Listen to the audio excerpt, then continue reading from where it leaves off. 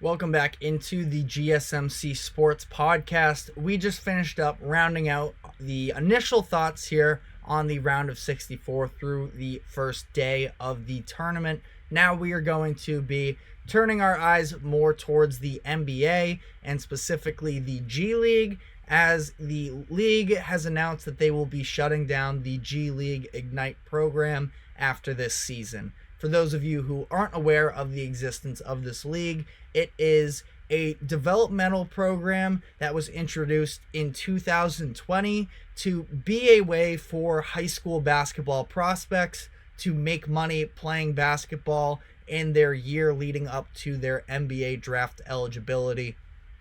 The timeline of this is important to consider based off the fact that at the time they were, as Adam Silver put it, filling a hole for giving these players an option to make money. This was prior to the court case NCAA versus Alston that allowed college athletes to make money off their name, image, and likeness. So the spirit of the program was a really beneficial thing at the time of its inception, but immediately after, it was almost, and I say undermined, but ultimately it is a good thing. I feel like it has usually a negative connotation, but for the sake of this specific initiative, it was sort of undermined by the court case that took place. And now with all of these other players being able to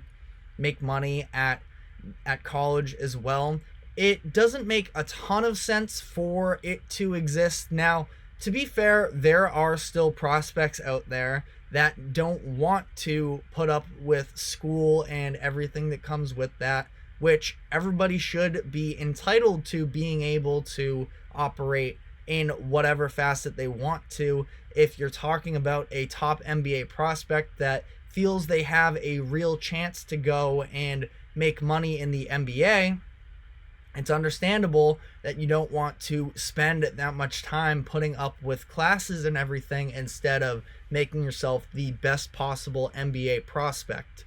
But there were definitely flaws with the G League. I believe that if you look at the history of it, which, granted, short history, had a handful of success when we're talking about 4 lottery picks that all went in the top 10 that graduated from this Ignite program. It was Jalen Green and Jonathan Kuminga in 2021 draft, Dyson Daniels in 2022, and most recently Scoot Henderson going 3rd overall this past season. We are also likely to see at least one more lottery pick this upcoming year with Modest Buzelis, and it could possibly be 2 if Ron Holland makes it into the lottery as well. He did get officially ruled out for the rest of the season with a thumb injury, so we're not going to see him again. We'll see how this impacts his draft stock, but it's really interesting to sort of evaluate how this is all played out for the Ignite program, because granted, they now have a handful of names that they can say, well, they made it into the lotteries, so job accomplished. But I do believe that there are problems even still with the way that this has played out, considering the fact that the team itself has been dreadfully bad. You talk about trying to win basketball games, and it has not taught these prospects to actually compete as a team, which translates to the next level. The Ignite are just 6-40 this year, which obviously is terrible, and really through the history of it, it hasn't been good.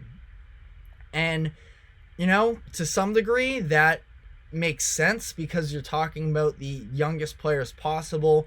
A lot of these other G League players have been in the NBA before, have already been drafted into the NBA, and we've seen just a lack of success with the team success, which I do think also sort of rubs off on how these prospects perform when they reach the next level. And maybe it's just happens to be the selective group. Again, we only have a few years of this program, so it's hard to make these definitive statements because we don't have necessarily the biggest body of work. But you see, all of these players that have been drafted in the lottery have been pretty raw coming into the league, where a lot of people don't like Jalen Green because of some of the inefficiency, the hero ball that he plays. I think that you could make an argument that that is partially due to the environment that they were growing up in. Jonathan Kuminga, who also granted came into a scenario with the Warriors where they were trying to win immediately, and he didn't necessarily have the time to develop a team game coming into it. Now he's flourishing, but it has taken some time for that to fully come into effect. And it's because I think in this program, it is a lot of players almost stepping on each other's toes in terms of trying to make themselves the best possible NBA prospects. This is also compiled with the fact that there are some veterans on the team that in reality, they're trying to find their own way into the league as well. And they want to, sure, help these young players, but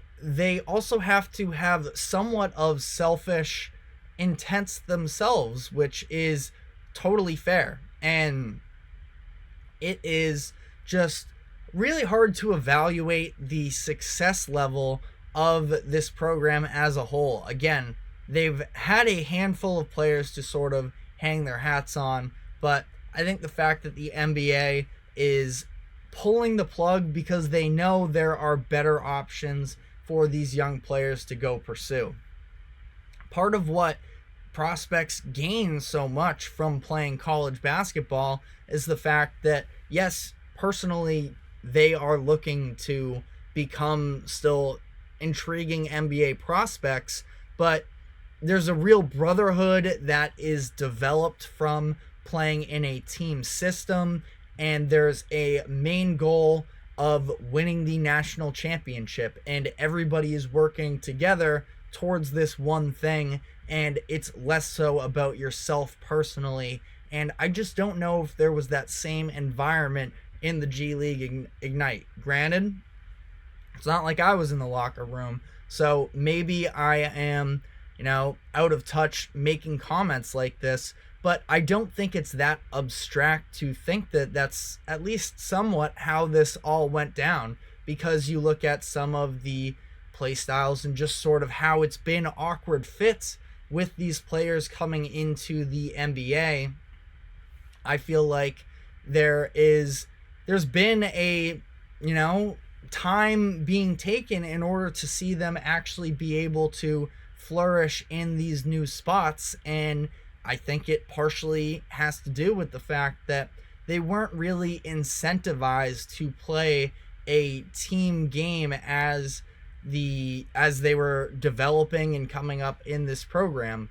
Now, I also want to admit the fact that I was sort of hoping that the G League Ignite would dissolve because of the fact that, I think the most important thing was for these players to be able to make money playing basketball before they were professionally eligible. So again, I thought that it was a necessary thing when it was first introduced. It just very quickly wasn't necessary when name, image, and likeness laws were passed to allow players to make this money.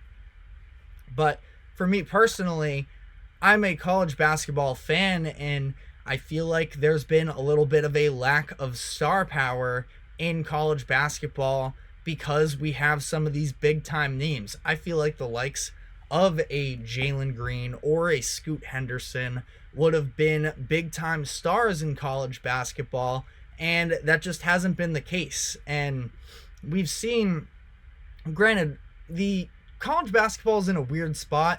It has been for some time, but especially so with the NIL deals, where there's just so much movement from team to team that there's not really a development plan or stability with a lot of these prospects. So maybe they would have been flashes in the pan, but at the same time, if you remember back to Zion Williamson and RJ Barrett at Duke, we had Ja Morant at Murray State. It made for some awesome moments during college basketball.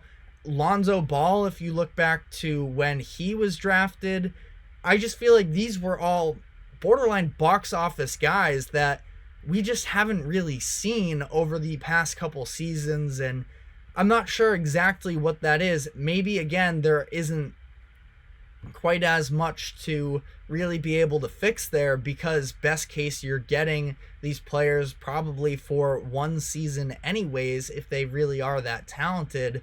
But I do feel like there's just been a real shortage of big time names in college basketball. We're looking at Zach Edey, who plays for Purdue, has won 2 consecutive Player of the Year awards, and nobody really cares. And that's because Purdue has underachieved for the past couple years. It's because Edey doesn't play the most marketable, the most fun brand of basketball that draws in necessarily a large audience. But all of it sort of compiled together has just left a little bit of stardom. And I think that with the Ignite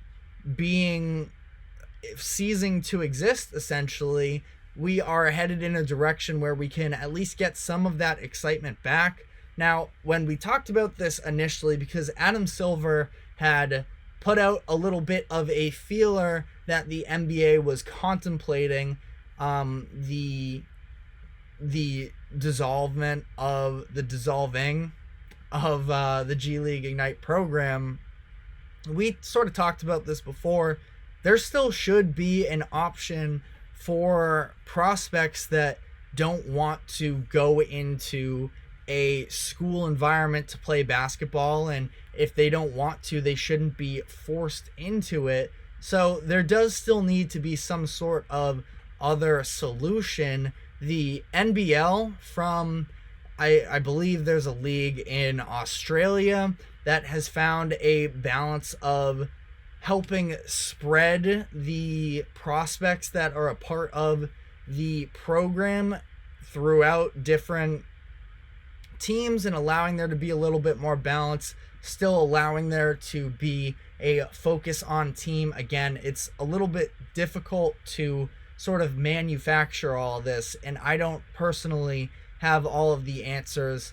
But again, for everybody who works in the Ignite program, I'm sorry for your loss, but I feel like this is a beneficial thing to college basketball, which ultimately I am a fan of, so I'm not going to complain all that much. But that is all we have time for on this subject. We're going to be taking our final break, and when we come back, we will be getting into the weekend look ahead for the top storylines to come in college basketball and the NBA. So stick with us, and we will be right back.